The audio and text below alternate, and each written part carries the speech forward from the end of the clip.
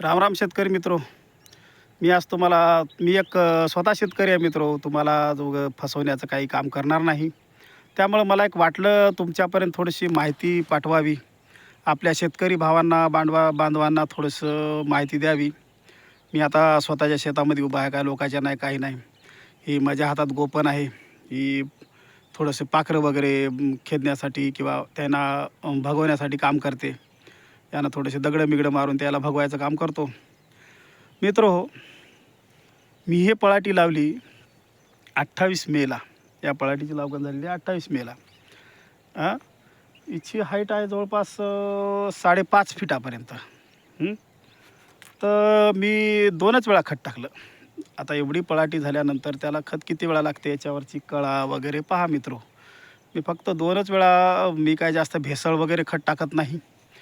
मी आपलं युरिया आणि 20-20-0 हे 2च मिसळून थोडंसं टाकलं.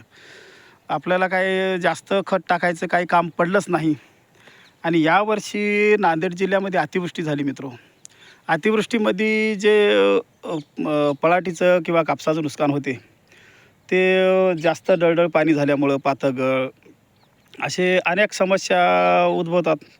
आणि कसं जास्त जमीन ओली राहिली की पातगळ होते, बुरशी लागणे, काहीतरी गोष्टी असतील. पण त्याच्यामुळे होते, पाणी जास्त झालं की पातगळ हे 100% होते.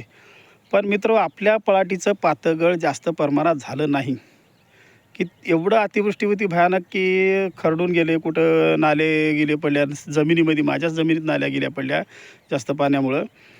तर मित्र, तुम्हाला एक महत्त्वाचा मुद्दा म्हणजे मी एक बोलतो, पळाटीला मी दुसरा एक मुद्दा काम केलं माहीत आहे का? ड्रिचिंग केलं. एकच वेळा ड्रिचिंग केलं. जवळपास ते 2 फीटाची असताना मी ड्रिचिंग केलं स्वतः ड्रिचिंग केलं. बरं जास्त काय पंप वगैरे मारले नाही. जवळपास एकरी सपोज 10 पंप अशा हिशोबानं ड्रिचिंग करून टाकलं. ड्रिचिंगमध्ये ब्लू कॉपर, ह्युमिक जेल आणि 19-19 या विद्राव्य खताचा वापर घेतला. त्यावेळेस 2 फीटाची हाईट होती. हाईट वाढण्यासाठी खताचा उपयोग घेतला 19-19 आणि ब्लू कॉपर आणि ह्युमिक जेल. अशा पद्धतीने मी ड्रिचिंग करून, आता तुम्हाला वाटेल मित्रो याची कळा वगैरे तर चांगली आहेच, पण याला माल पण तितकाच आहे मित्रो. ड्रिचिंगचा तेवढा एक फायदा झाला की पातेगळ जास्त जरी पाणी झालं तरी सर प्रमाणात झालं नाही पातेगळ. आणि पाण्यातनी जेवढे फुलं सापडले, जास्त पाणी असल्यामुळं फुलं जे सापडले त्या फुलं थोडेसे गळणारच आहेत. ते कारण चिटकून राहतात ना, ते बोंडात रूपांतर होत नाही, त्यामुळं गळणारच आहेत मित्रो. पण आता ह्याच तुम्हाला वाटेल कोणी गळफांदी काढतात मित्रो. फळफांदी नाही बरं, गळफांदी काढतात. मी गळफांद्यासुद्धा काढल्या नाही मित्रो. हे झाडाचा शेंडा आणि हे त्याच्यासोबतची गळफांदी आणि हे मित्र हो फळफांद्या पहा. आता माल फळफांद्याला तुम्ही जर पाहिलं, आता तुम्हाला व्हिडिओ करून दाखवतो मित्रो. कारण कसा मी स्वतःच मोबाईल धरलेला आहे हातामध्ये. का आपल्याकडे कोणी मोबाईल धरायला नाही, काय नाही, स्टँड नाही, काय नाही. आपण एक शेतामध्ये आलो माहिती द्यावं म्हणून थोडंसं तुमच्यापर्यंत माहिती पोहोचवायला. बा ड्रिचिंगचा फायदा किती. फायदा एकच झाला, एकच वेळेस ड्रिचिंग केली, बरं बार नाही केली मित्रो. हे पहा फळफांद्या, तुम्हाला दिसलंच. हे आहे फळफांदी मित्रो. या फळफांदीचा माल जर तुम्ही पाहिला तर हे बघा, 1, हे 2, 3, 4, 5, 6, 7 आणि हे फुल गळालेलं 8. अशा पद्धतीनं फळफांद्याला माल लागला मित्रो. हे पण फळफांदी आहे. ही गळफांदी आहे, याला पण माल लागायला. हे पण फळफांदी आहे मित्रो. हे पहा, हे फळफांदी. आणि फळफांद्या अशा बऱ्याचशा आहेत.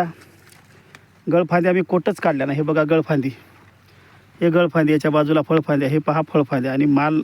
अशा पद्धतीनं या फळफांद्याला माल चालू आहे मित्रो. गळ काय जास्त नाही, नुकसान काय जास्त नाही. फक्त एक वेळ ड्रिचिंग करा अनुभवासाठी. मी 2 एकर ड्रिचिंग केली अनुभवासाठी. माझ्याकडे 5 एकर 2 आर जमीन असल्यामुळं थोडंसं पाहावं अनुभवासाठी मी 2च एकर ड्रिचिंग केली मित्रो. ड्रिचिंग करावं असं म्हणतात, म्हणून मी करून पाहिली. खरं ड्रिचिंगचा अनुभव आला मित्रो, चांगल्या पद्धतीनं अनुभव आला. आणि हे पानं मी तोडून दाखवलं नाही, कारण लोक खूप पब्लिसिटी करतात, पानं तोडतात बोंड मोजण्यासाठी, हे ते मोजण्यासाठी. पानं तोडून याच्यातलं अन्न जे आहे की नाही आपल्या फळाला फक्त पानच पुरवठा करतात. मग आपण हे तोडल्यानंतर याला अन्न कुठून मिळणार? या बाकीचे बनणारे फळं बनणार आहेत त्याला अन्न कुठून मिळणार आहे मित्र? त्यासाठी हे पानं काढत नाही.